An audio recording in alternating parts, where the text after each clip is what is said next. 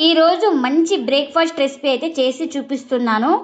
ఇలా ఒకసారి చేసి పెట్టారంటే వారానికి 3 సార్లు లేదా 4 సార్లు అయితే చేసి పెట్టమంటారండి. అంత టేస్టీగా అయితే ఉంటుంది ఈ రెసిపీ వచ్చేసి. ఇంకెందుకు ఫ్రెండ్స్ ఆలస్యం, ఎలా చేయాలో ఏంటనేది వీడియోలోకి అయితే వెళ్ళిపోయి చూద్దామా మరి. ముందుగా ఒక మిక్సింగ్ బౌల్ అయితే తీసుకొని అందులోకి ఒక చిన్న కప్పు అటుకులు అయితే వేసుకోవాలి. ఈ అటుకుల్ని ఒక 2 సార్లు శుభ్రంగా వాష్ చేసుకోవాలి. ఇక్కడ ఏ అటుకులైనా తీసుకోవచ్చు, మందపాటి అటుకులైనా పల్చాటి అటుకులైనా ఏవైనా తీసుకోవచ్చు. ఇంకా వాటర్ అన్నీ వంపేసుకున్న తర్వాత ఇందులోకి వాటర్ అయితే వేసుకుంటున్నాను. ఇలా మునిగే వరకు వాటర్ అయితే వేసుకొని మొత్తం ఒకసారి ఇలా బాగా కలుపుకోవాలి. ఇంకా మనం ప్లేట్ అయితే పెట్టేసుకొని ఒక 5 మినిట్స్ పక్కన పెట్టుకుంటే మనకు అటుకులు అనేది సాఫ్ట్గా నానుతాయి. ఇంక ఇప్పుడు 5 మినిట్స్ తర్వాత అయితే చూపిస్తున్నాను చూడండి. మనకు అటుకులు కూడా బాగా నానిపోయినాయి చూడండి. ఇక్కడ చూపిస్తున్నాను కదా, ఈ విధంగా అయితే బాగా నానిపోవాలి మనకు ఈ అటుకుల్ని. ఇప్పుడు ఇంకా మిక్సీ జార్ అయితే తీసుకొని ఇంకా ఇందులోకి అయితే వేసుకుంటున్నాను అటుకుల్ని. ఏ కప్పుతో అటుకులు అయితే తీసుకున్నామో అదే కప్పుతో బొంబాయి రవ్వను కూడా వేసుకుంటున్నా. ఇంకా అదే కప్పుతో పెరుగును కూడా వేసుకుంటున్నా. ఇంకా ఇప్పుడు ఇందులోకి రుచికి తగినంత సాల్ట్ని కూడా వేసుకుంటున్నా. ఇంకా ఇవన్నీ వేసుకొని మొత్తం ఇలా ఒకసారి స్పూన్ తోటి బాగా కలిపేసుకుందాం. ఇంకా ఇందులోకి కాస్త వాటర్ని కూడా వేసుకుంటున్నా. ఇంకా ఈ వాటర్ కూడా వేసుకొని మొత్తం ఇలా బాగా కలుపుకొని ఇంకా ఇప్పుడు మూత అయితే పెట్టేసుకొని స్మూత్గా గ్రైండ్ చేసుకోవాలి. ఇంకా గ్రైండ్ చేసుకున్న దాన్ని ఒక మిక్సింగ్ బౌల్లోకి అయితే తీసుకుంటున్నా. ఇలా స్మూత్గా గ్రైండ్ చేసుకోవాలి. ఇంక ఇప్పుడు దీన్ని పక్కన పెట్టేసుకుందాం. ఇంకా ఇప్పుడు ఇదే మిక్సీ జార్లో ఇలా చిన్నగా కట్ చేసుకున్న క్యారెట్ ముక్కలు, అలాగే ఆనియన్స్ కూడా ఇలా కట్ చేసుకోవాలి. ఇంకా మిర్చి కూడా ఒక 2 తీసుకొని ఇలా చిన్నగా కట్ చేసుకొని వేసుకోవాలి. ఇప్పుడు మూత పెట్టుకొని బరకగా గ్రైండ్ చేసుకోవాలి వీటిని. చూడండి ఈ విధంగా కచ్చపచ్చగా అయితే ఉండాలి మనకు. ఇప్పుడు ఈ పేస్ట్ని ఇంకా ముందుగా రెడీ చేసుకున్న ఈ బ్యాటర్లకు అయితే వేసుకోవాలి. ఇలా మనకు బరకగానే ఉంటే టేస్ట్ అయితే చాలా బాగుంటుంది. ఇంకా ఇప్పుడు స్పూన్ తోటి ఇలా బాగా కలుపుకోవాలి మొత్తం ఈ పిండిలోకి కలిసిపోయేలాగా. ఇంకా బ్యాటర్ అయితే ఈ విధంగా ఉండాలి. ఇంకా పర్ఫెక్ట్గా అయితే సరిపోయింది మనకు బ్యాటర్ అయితే. ఇంకా ఇప్పుడు ఇందులోకి ఒక 1/4 టీ స్పూన్ దాకా వంట సోడాను కూడా వేసుకుంటున్నా. ఈ వంట సోడా కూడా వేసుకొని మొత్తం ఇలా బాగా కలిపేసుకోవాలి.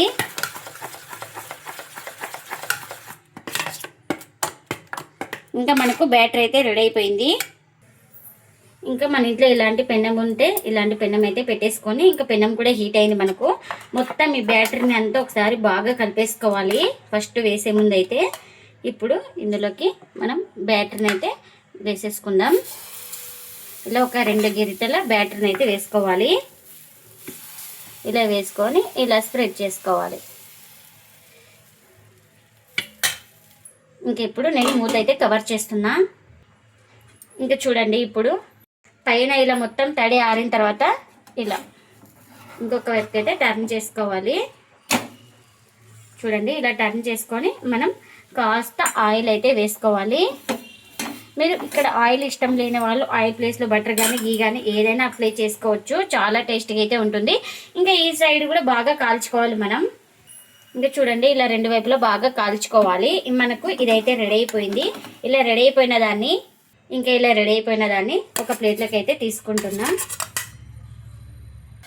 ఇంకా మరొకటి అయితే చూపిస్తున్నాను. ఇంకా సేమ్ మనకు 2 గిరిట కానీ 3 గిరిటలు కానీ పిండి అయితే వేసుకొని, మనకు ఎంత కావాలో అంత పిండి అయితే వేసుకొని ఇంకా ఇలా లైట్గా స్ప్రెడ్ చేసుకోవాలి. ఇంకా మనం ఈ రెసిపీని అయితే మంటను లో ఫ్లేమ్లోనే కాల్చుకోవాలి. ఇంకా చూడండి ఇది కూడా ఎక్కడ తడి అయితే లేదు కదా, మొత్తం పిండి అయితే ఆరిపోయింది కదా. ఇలా నిదానంగా టర్న్ చేసుకోవాలి మనం మరోవైపుకి అయితే. ఇంకా ఇప్పుడు కాస్త ఆయిల్ అయితే వేసుకోవాలి. ఇంకా మనం ఆయిల్ లేకుండా కూడా కాల్చుకోవచ్చండి. టేస్ట్ అయితే చాలా బాగుంటుంది. ఇంకా ఇది కూడా రెడీ అయిపోయిందండి. ఇంకా ఎన్ని అయితే అన్నీ ఇలానే చేసుకోవాలి. అటుకులు రవ్వతో ఎంతో టేస్టీగా ఉండే ఈ బ్రేక్ఫాస్ట్ చాలా రుచిగా చాలా టేస్టీగా అయితే ఉంటుందండి. ఏ అడావుడి లేకుండా మార్నింగ్ పూట ఇలా చేసి పెడితే ఇంట్లో వాళ్ళందరూ ఇష్టంగా తింటారండి. అంత టేస్టీగా అయితే ఉంటుంది. ఇంకా ఈ రెసిపీని వచ్చేసి పిల్లలు కానీ పెద్దలు కానీ ఎవరైనా ఇష్టంగా తింటారు. అంత టేస్టీగా అయితే ఉంటుంది.